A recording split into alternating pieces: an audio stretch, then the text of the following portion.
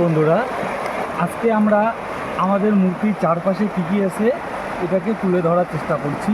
এবং আমাদের মূর্তির চারপাশে যেমন গাছবাড়ি, ছাওয়াফেলি ময়ূর দেখতে যাবেন কেমনভাবে যাবেন, গাছবাড়িতে যাবেন, গাছবাড়ি গেলে কি কি পাবেন, চালসা ভিউ পয়েন্টে গেলে কি দেখতে পাবেন, ফরেস্টের মাঝখানে মন্দিরে গেলে কি পাবেন, সম্পূর্ণ বিস্তারিত জানার জন্য আমাদের সম্পূর্ণ ভিডিওটি দেখুন।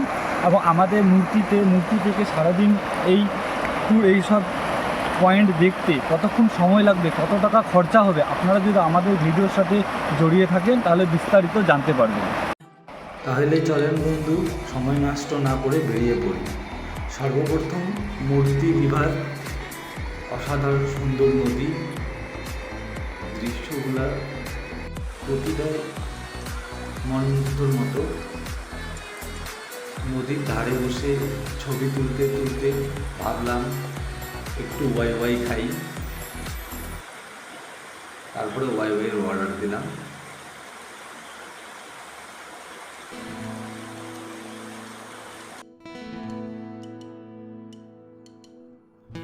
নদীর ধারে বসে ওয়াই খেতে অসাধারণ এক অনুভূতি। তারপরেই আইলাভ মূর্তি দেখা শুরু করলাম।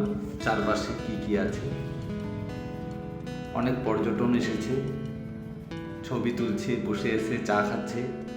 তাদের দেখে আমরাও চা খেলাম।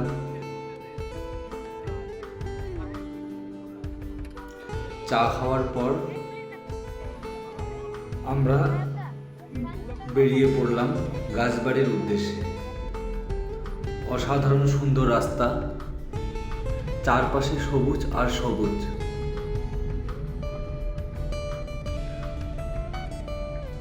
আমরা পৌঁছে গেলাম গাছবাড়িতে। গাছবাড়ি একটা ফরেস্ট ডিপার্টমেন্টের রিসোর্ট, সাথে এলিফ্যান্ট ক্যাম্প আছে। এখান থেকে হাতির রাইড করা হয়, না হাতি সাফারি করা হয়। পাশেই আছে জুট ইন্ডাস্ট্রি, যেখানে মহিলাগুলো কাজ করে এবং তা বিক্রি করে। আপনারা দেখতে পারেন কিভাবে সেসব তৈরি করে, আর যদি ইচ্ছে হয় তো নিতেও পারেন।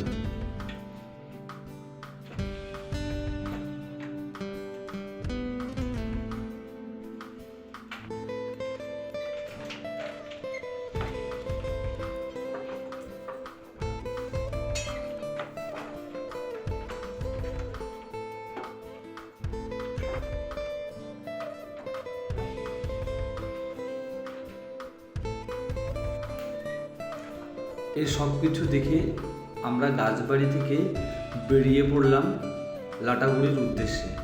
গরুমারা ন্যাশনাল পার্কের মধ্যখানে এক মন্দির আছে, সেই মন্দিরকে দেখার উদ্দেশ্যে বের হলাম। অসাধারণ রাস্তা, চারপাশে সবুজ আর সবুজ।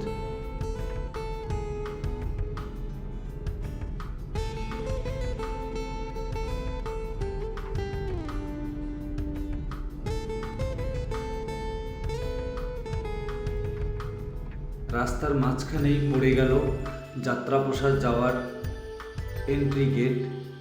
আমরাও দাঁড়ায় একটু ভিডিও করলাম, 2-4টে ছবি তুললাম।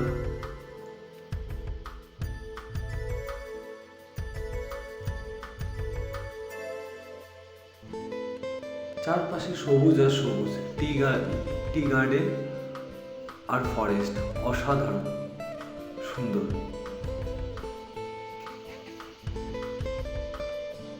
এরপরেই আমরা বেরিয়ে পড়লাম গরুমারা জঙ্গলের মাঝখানে।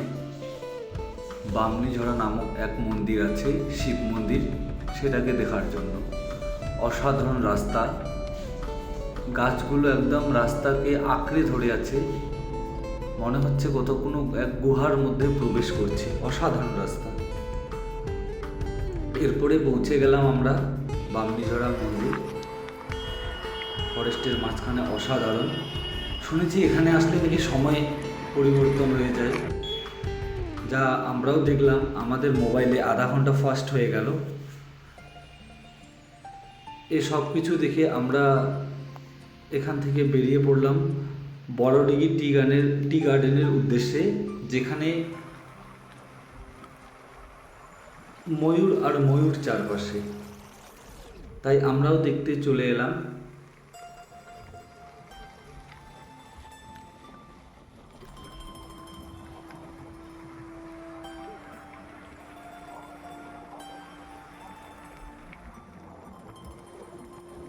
অসাধারণ সুন্দর দৃশ্য, চারপাশে সবুজ আর সবুজ।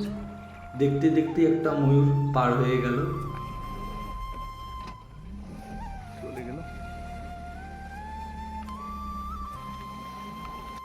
এরপরে আমরা পৌঁছে গেলাম সেই জায়গায় যেখানে চারপাশে ময়ূর আর ময়ূর।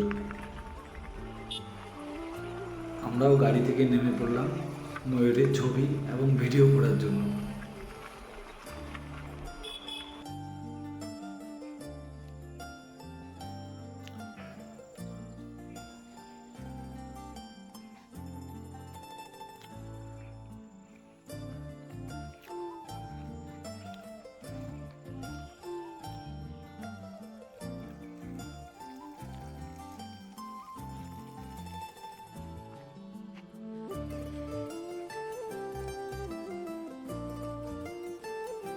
বন্ধুরা, অনেকক্ষণ ধরে এখানে ময়ূর দেখছি, দেখতে দেখতে আধ ঘন্টা যে কোন দিকে কেটে গেল বুঝতে পারলাম না। এখন আমরা এখান থেকে বের হয়ে চালসা ভিউ পয়েন্টের উদ্দেশ্যে রওনা দিচ্ছি। অসাধারণ সুন্দর রাস্তা।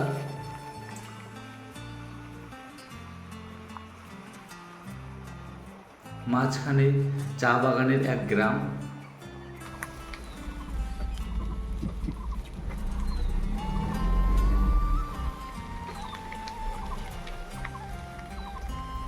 এরপরে পৌঁছে গেলাম আমরা চালসা ভিউ পয়েন্টে। অসাধারণ সুন্দর ভিউ পয়েন্ট।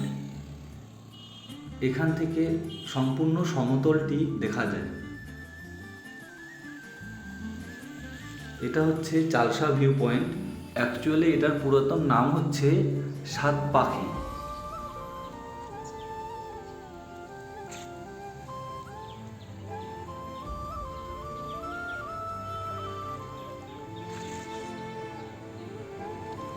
আবার চলে এলাম বন্ধুগণ মূর্তি। সন্ধ্যায় মূর্তি অসাধারণ। বন্ধুরা, তাহলে আপনারা দেখতেই পারলেন আমরা চারপাশে সব কিছু দেখে আসলাম। এসে আপনাদের সামনে যেটা তুলে ধরতে চাচ্ছি যে এই যে সময়টা সন্ধ্যার সময়, এই সময়টায় যদি আপনারা মূর্তিতে থাকেন, বিকেল 3টের সময় বেরে সব কিছু দেখে এসে যে এই সময়টা মূর্তিতে থাকেন, তাহলে এখানে গরম গরম মোমো, ম্যাগি, চা খেয়ে এই সৌন্দর্যের উপভোগ করতে পারেন এবং আধ ঘন্টা থেকে 1 ঘন্টা সময় এখানে কাটাতে পারেন। এ পাশটায় আসতে পারেন নদীর নিচে, নদীতে পা ডুবিয়ে হাত পা ধুতে পারেন।